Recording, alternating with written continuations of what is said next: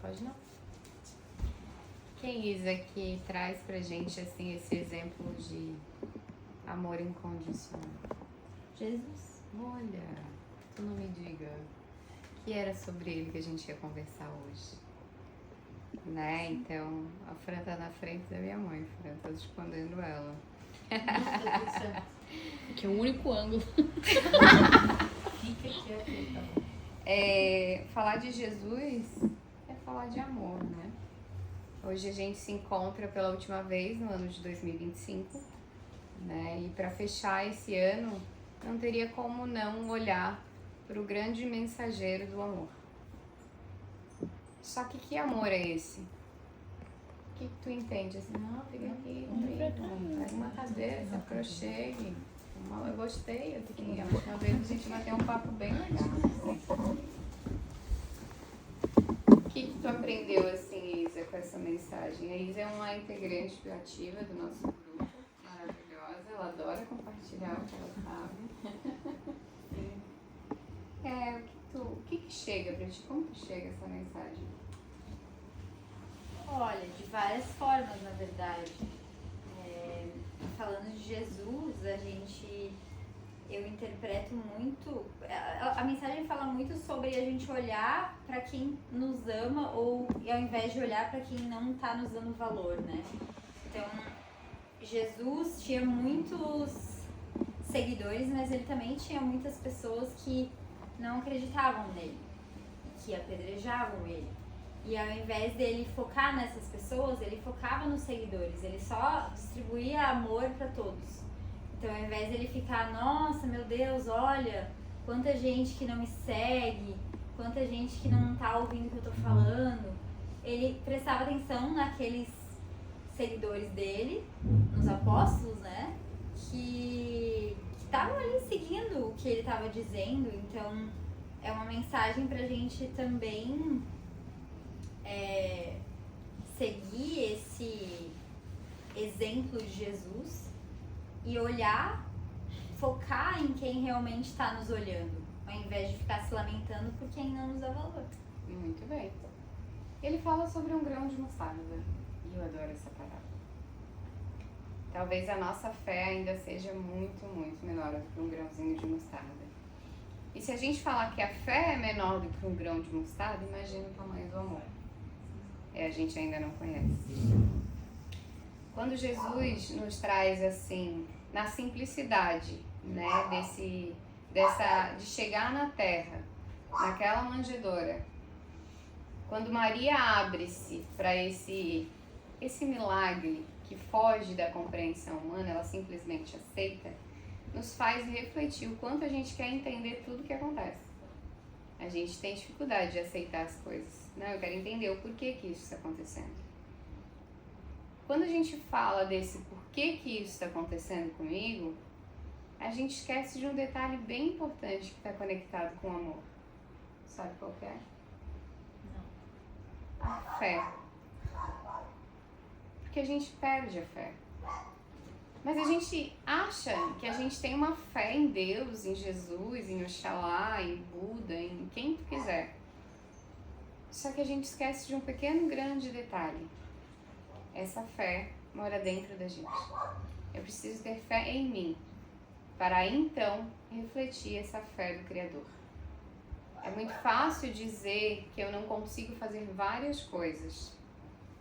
Quando eu falo que eu não consigo, eu acabo me diminuindo, eu acabo me menosprezando e eu acabo deixando de me amar.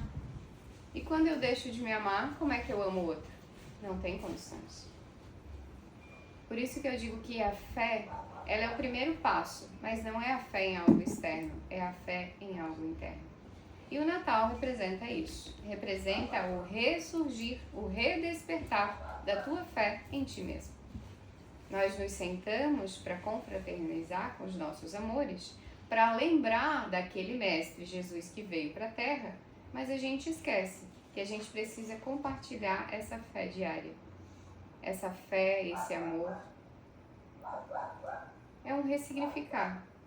A cada ano que isso acontece, que o Natal acontece, que a virada de ano acontece, quais são os teus plantios pro próximo ano. Vai lá, pula as 7 ondas, faz 1000 pedidos. Pedidos muitas das vezes muito longe do que tu acha que tu pode concretizar. E se tá muito longe do que eu acho que eu posso concretizar, logo pode ter certeza que eu não vou concretizar. Porque se eu acredito, acontece. Agora, se eu não acredito, não tem como acontecer. Essa é a fé em nós mesmos, sabe, Isa? Tem tido fé em ti? Tem. Muito bom. Se ela dissesse que não ia puxar a orelha dela. Brincadeira. Mas é muito gostoso quando a gente para falar sobre Jesus, não a nível dele nos salvar. Eu já disse isso uma vez aqui, que Jesus não vai nos salvar. Jesus é o nosso maior exemplo. É através dele que a gente pode se inspirar. Ele pode ser dessa forma, ele pode ser negro, ele pode ser asiático, ele pode ser só um ponto gigantesco de luz. A gente não quer saber como é que é o externo, a gente quer saber como é que é esse interno. A gente precisa aprender com Jesus. Cada vez que eu paro para ler uma parábola, hoje eu entendo, confesso a vocês que durante muitos anos da minha vida eu pegava o livro do Evangelho ali, né, segundo o Espiritismo, que vem dessa base, e eu dizia, mãe, que o negócio aqui tá falando umas coisas que eu não tô entendendo nada. Porque não era o momento. Mas a semente já estava sendo plantada. Até que um solo mais nutritivo fez que essa semente florescesse.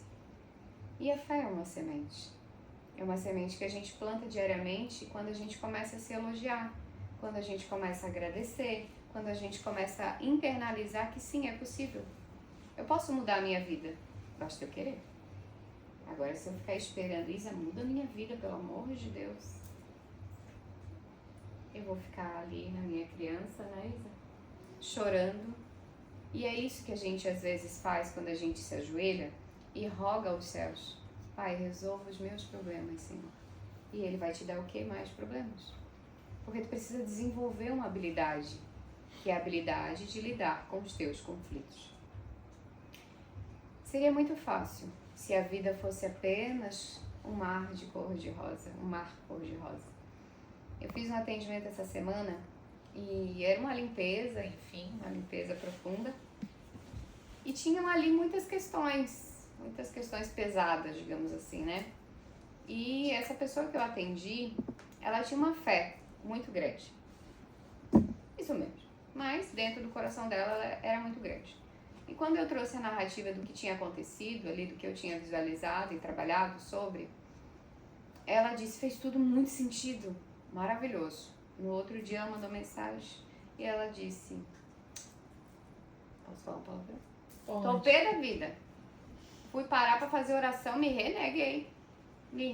Cadê Deus? Cadê os meus mentores que deixassem isso tudo aí acontecer? Quantas vezes a gente se pega nesse lugar? Que lugar é esse que eu me coloco, que eu tenho que ter uma guiança espiritual que me salve de tudo e que eu não faça nada? Então nós precisamos ter consciência. Consciência de que tudo que nos acontece é pra gente crescer e amadurecer. A minha narrativa para ela foi simplesmente, meu amor, isso é só um aprendizado. E olha como a espiritualidade é perfeita, que te traz uma intenção linda. Vamos fazer um movimento para dar uma mexidinha? E aí a gente olha porque não tá certo, alinha o que não tá certo e continua o caminho. Só que continuar nesse caminho depende e demanda da tua reforma íntima, da tua nova postura. E é isso que acontece quando a gente para refletir a simbologia, o significado, fora do comércio, sobre o Natal. Natal é tempo de ressignificar muita coisa. E não é sobre as minhas relações, é sobre o que eu quero desenvolver comigo mesmo.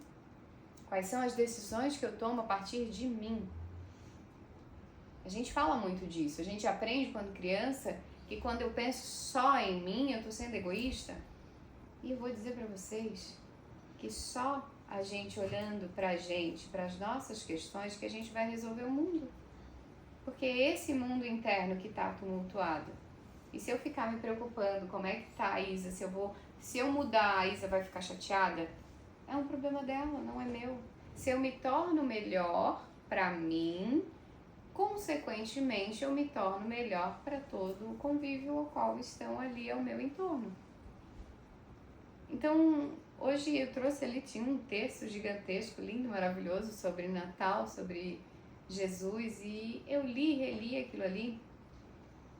Mas sabe o que eu aprendi com tudo isso? Com toda essa narrativa que eu estruturei de uma forma muito profunda?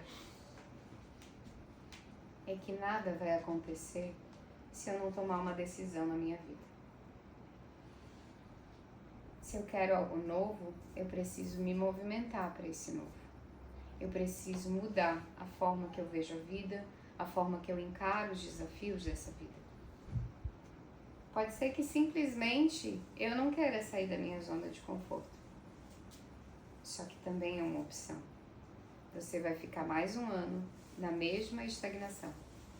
E você vai esquecer que teve alguém que nasceu dentro de uma manjedoura, que passou aí uns cortados aí para nos ensinar que é possível ser você do seu jeito. Ele não estava preocupado com a roupa que ele ia se apresentar. Ele não nasceu dentro de palácios, mas ele carregava dentro dele um reinado de luz e de amor. Esse é o poder da moral. E esses dias eu estava estudando para a gente trabalhar na quarta-feira e eu ouvi um vídeo que dizia: Jesus ainda está em evolução. Daí eu peguei e disse: que rolê aleatório. Não estou concordando, mas vou ouvir de novo e vou me aprofundar. E eu ouvi de novo, e eu de novo. E aí eu entendi o que ele estava querendo dizer. Jesus, ele é esse grande patrônomo, né, do planeta Terra, é ele que cuida de todos nós, né, vamos dizer assim, com a bênção, né, de nosso mestre grande. E à medida que a gente evolui, que a gente cresce, o mestre também cresce mais ainda. Não é que a gente vai chegar ali, a gente vai demorar milhões e milhões e eu nem sei quantos milhões de anos para chegar no dedinho do pé. Mas à medida que a gente evolui, esse mestre continua evoluindo. Porque essa é a consequência do caminho, é a evolução. E se a gente tem um exemplo que não cessou, ele não estagnou, ele continua em evolução, por que a gente vai ficar estagnado? Com medo da crítica, do julgamento, e se eu for diferente? E se eu tomar outras decisões? E se eu começar a me amar a tal ponto de ressignificar as minhas escolhas? Entende como é importante a gente parar e refletir que o Natal vai além de comprar presente para a mãe, para a Joana, para a Faria? Isso nem é importante, confesso a vocês. Não é nem importante a gente sentar em roda, cada um bebendo, falando da vida alheia. Isso também não é importante. Importante é quando a gente para, independente do simples ou da abundância de alimento, e a gente segura nas mãos uns dos outros e faz uma prece, reverenciando ao mestre externo e mais do que isso, ao mestre interno. Porque se nós somos uma centelha desse mestre, desse divino, por que não honrar a nós mesmos? Por que não trazer essa oração também para alimentar o nosso coração? E não é para alimentar a minha fé externa, volto a dizer, é uma fé interna. Porque se fosse uma fé externa, Jesus tinha nascido num palácio e não na manjedoura. E não ali ao redor do que? Do simples, porque o simples, a humildade, a dádiva dele era tão monstruosa que ele precisava mostrar pra gente que não é o que a gente tem, é o que a gente é. E nós só somos quando nós compreendemos que a evolução, ela é diária. Por isso nós temos o presente da vida, o presente do dia. Por isso hoje é um presente. Eu não posso fazer mais nada do que passou. O que passou, passou.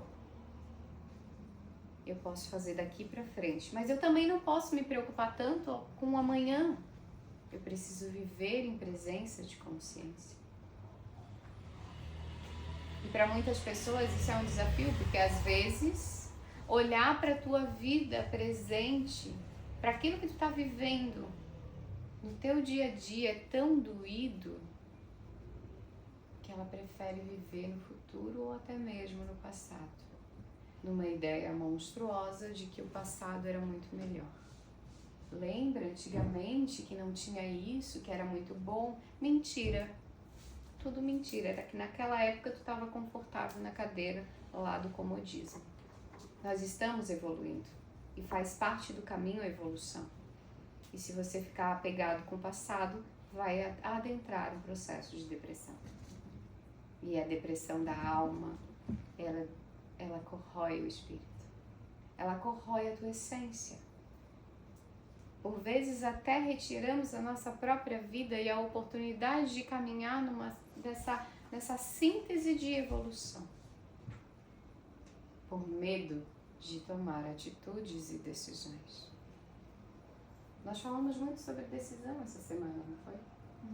Inclusive, eu fiz para a comunidade uma meditação sobre decidir o que você deixa em 2025 e o que você leva para 2026. Essa decisão não é de Deus, não é de Jesus, não é de Oxalá, não é de ninguém, é sua. Tá na hora de faxinar não só o guarda-roupa, não só a casa, fazer aquela, vou fazer faxina de final de ano. Linda, começa com a faxina interna, porque essa é a mais importante.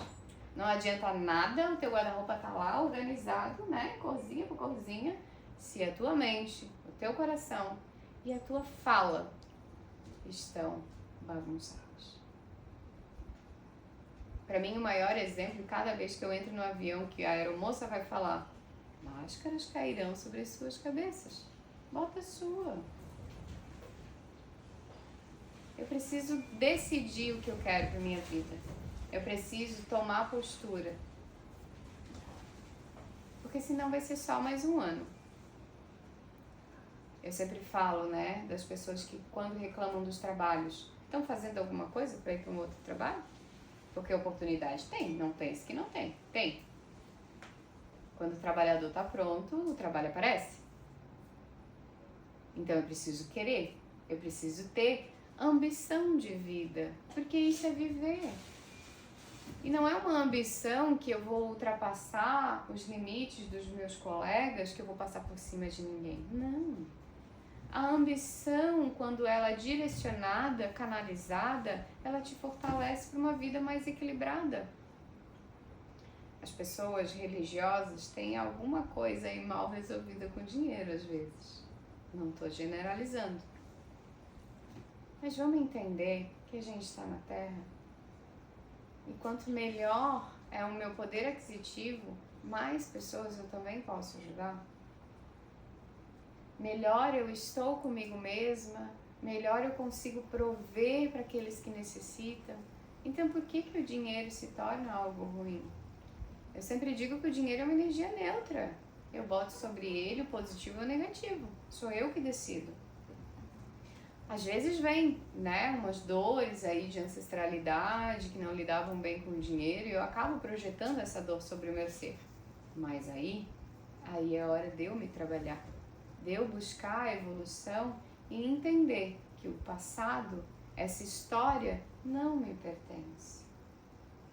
Olhar para o dinheiro e olhar para a vida é um movimento único, está conectado. Porque, como a gente diz na constelação, que o dinheiro, ele é o leite materno do adulto. Eu preciso ter uma boa casa, eu preciso ter uma vida. Porque senão eu nem poderia estar aqui, porque eu ia ter que estar lutando horrores para ganhar o meu dinheiro, porque como é que eu vou me dedicar a algo?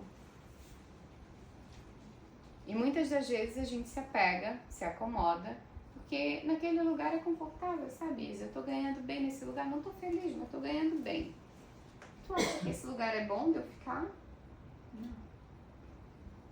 Será que esse lugar vai me preencher o coração? Não. Será que esse lugar, esse dinheiro que eu recebo, ele vai prosperar na minha vida? Provavelmente não. Porque eu não tenho amor aonde eu tô. E aí a gente volta a falar do que ele estava trazendo. Por mais que ele traga ali olhares de amores externos, eu estou falando do alto amor, da fé inabalável que Jesus veio nos ensinar. E é a fé em nós mesmos. Para mim, o Natal é um momento de reflexão. E aqueles que não estão mais conosco?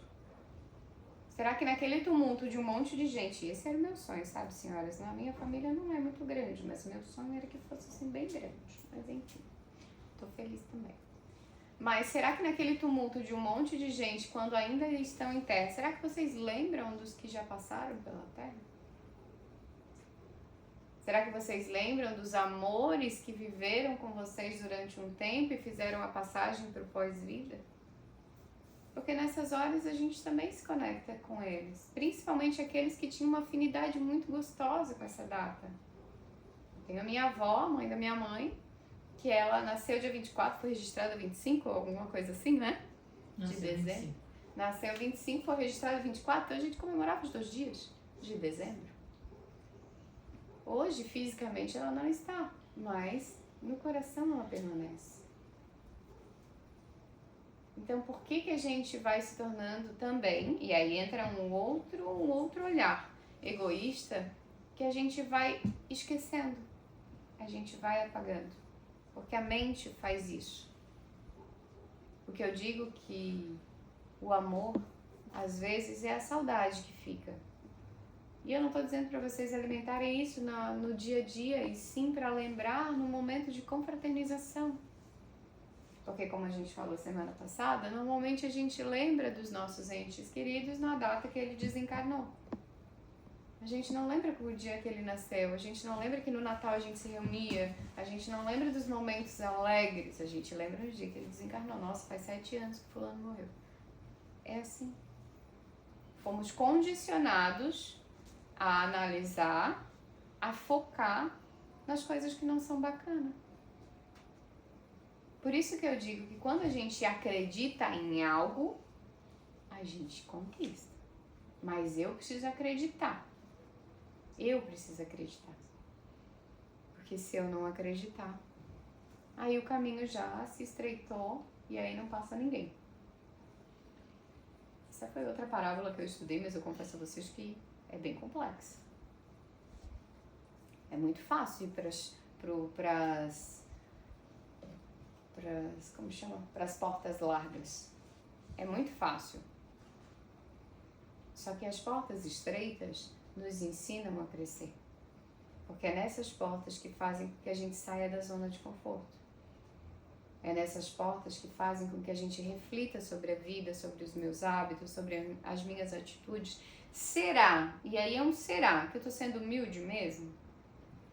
Ah, não, eu sou humilde, eu uso uma roupa simples, sabe, Isa? Eu ando de pé descalço. Nossa, eu sou super humilde. Não, né? O que é a humildade? Aonde está a humildade dentro do teu coração?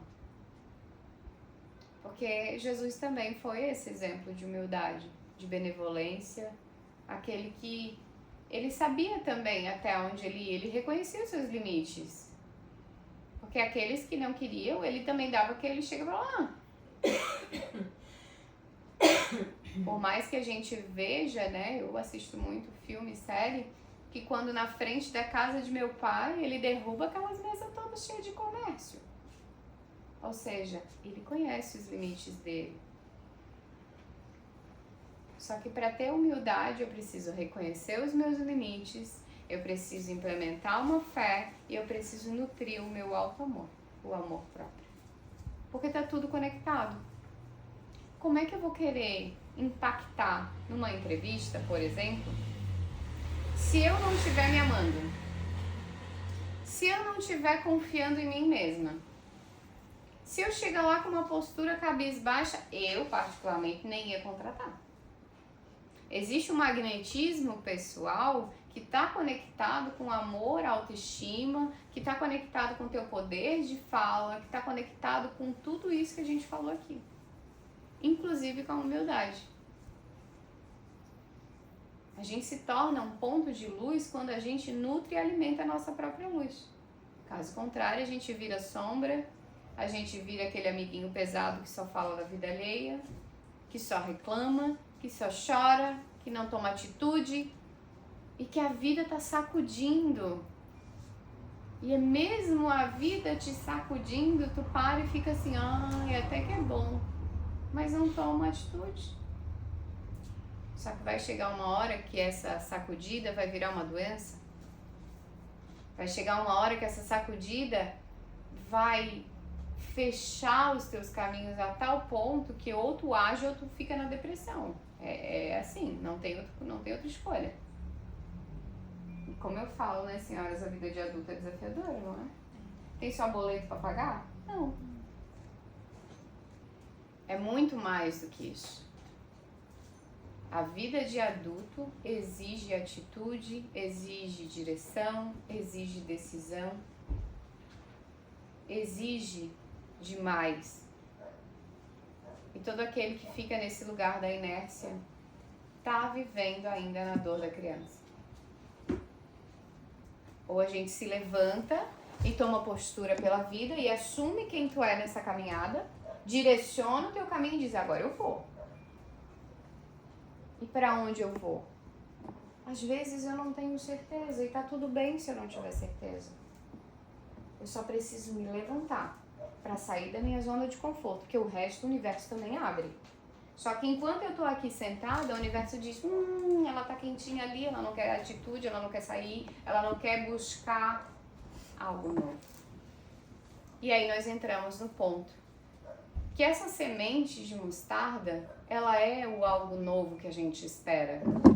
Ela é a nova oportunidade, ela é a nova vida. Ela é as novas pessoas do nosso caminho. Às vezes a gente fica muito tempo, sabe, Isa? Muito tempo no mesmo inho. É o meu mundinho, o meu ciclozinho, os meus amiguinhos. É tudo inho. E a gente esquece que existe um ão. Existe um mundão de gente.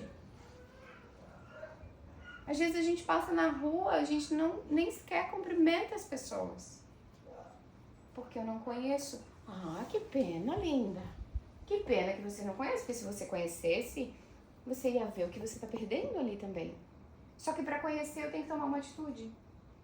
Eu tenho que dar no mínimo uma abertura. Oi, boa noite, tudo bem? E até um tudo bem para ouvir a resposta. Não é só um tudo bem para dizer oi, tudo bem, não. Só que, junto com isso, nós temos o quê? A aceleração, a pressa. Eu tenho que resolver minha vida, eu tenho que pagar minhas contas, eu tenho que cuidar dos meus filhos, eu tenho relacionamento, eu tenho muita coisa. E o que vão pensar se eu começar a sorrir pra todo mundo? Porque pra mulher é um pouco mais desafiador, sabe, amigo?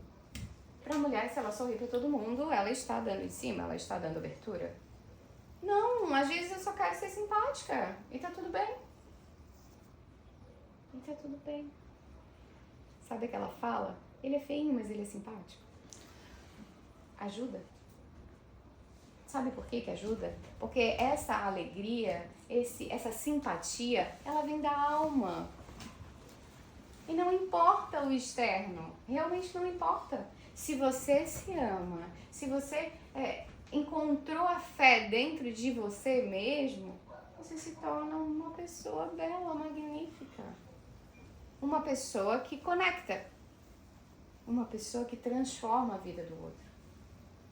Não mais aquela pessoa que fica no in, apagadinho, no mundinho, no centrinho dela, no ego.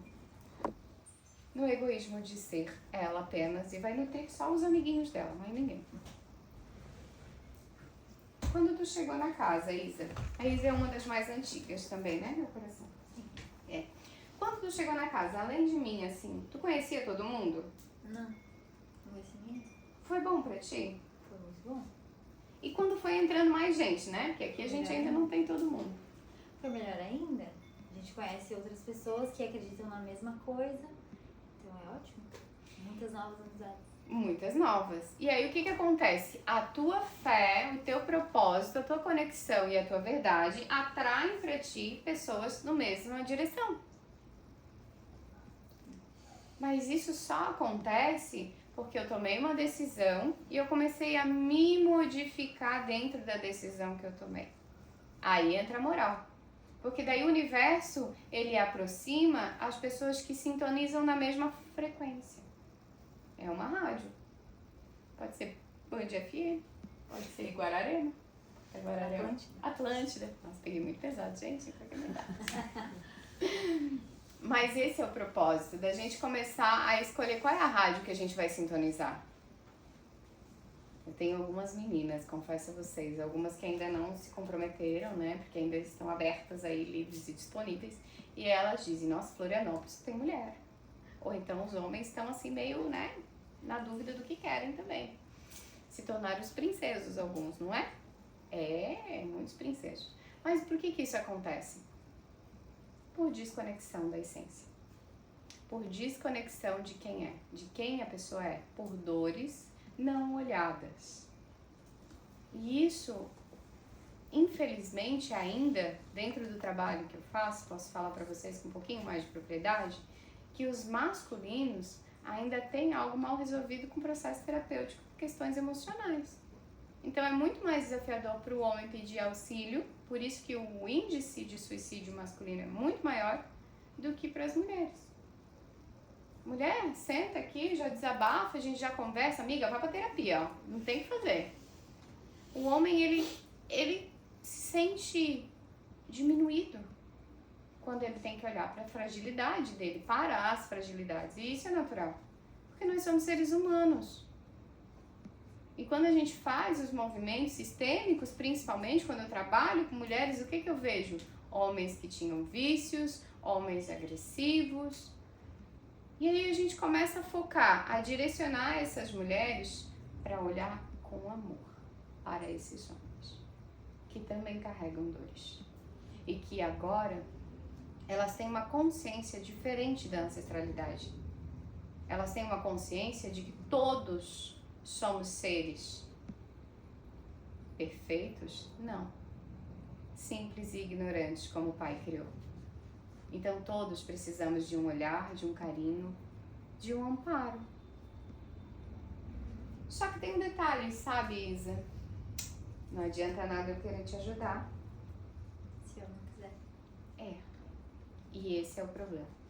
Porque daí o orgulho, a vaidade, impede, sabe, Isa? Impede que isso aconteça. E a vida tá passando. Ficar nesse orgulho e nessa vaidade vai te ajudar a levantar da cadeira? Não. Vai me fazer ter razão. Ter razão. Ter razão. Às vezes a gente prefere ter paz do que ter razão, não é mesmo? Também, algumas pessoas ter razão do que ter paz. Também. E é isso que eu quero trazer de olhar, é que por muitas das vezes a gente se pega nesse ambiente. E as pessoas se fecham. Mas isso não é sobre a pessoa que se fecha. É sobre eu me fortalecer na minha fé, no meu amor próprio, para compreender que essa pessoa está no processo dela. E que não cabe a mim salvar ninguém.